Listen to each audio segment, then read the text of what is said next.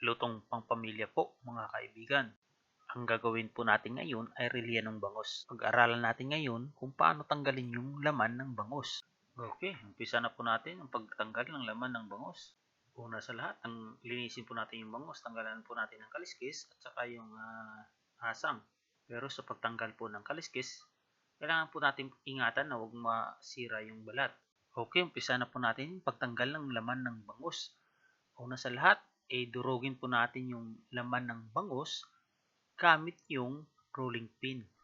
Yan po, ganyan po. Sa pagdurog ng laman ng bangus, kailangan pong konting ingat lang na huwag masira yung balat. Yan po. Ngayon po, pag nadurog na po yung laman ng bangus, kailangan na po natin itong baliin yung buto ng bangus. Ayan, ganyan po. Ayan. Para madali po nating hugutin. Ayan. Ayan po. Ngayon, pag nadurog na po yung laman ng bangus, umpisa na po natin yung paghugot ng mga laman ng bangus. Ayan po. Unti-unti po nating tanggalin. O pwede po tayo gumamit ng spatula or yung spoon. Ayan po. Ayan po. Dahan-dahanin natin kunin yung laman ng bangus sa loob. Ayan. Ayan po.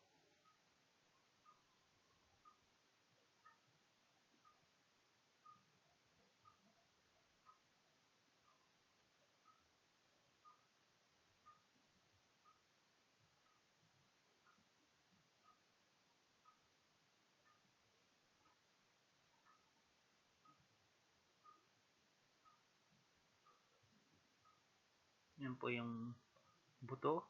Yan po, natanggal na po yung buto. Ayan, tanggalin na po.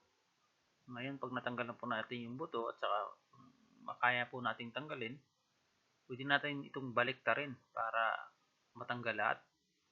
Ayan, gamit po yung spoon or spatula, pwede natin tanggalin yung laman ng bangus. Ayan. Dahan-dahan lang po ng pagtanggal para hindi masira yung balat.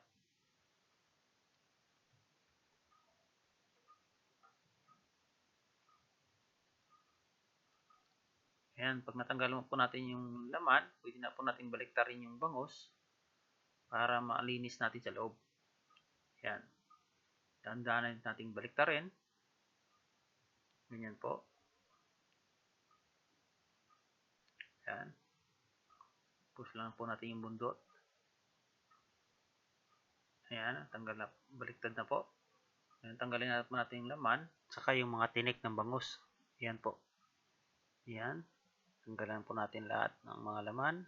Dahan-dahan lang po para hindi masira yung balat.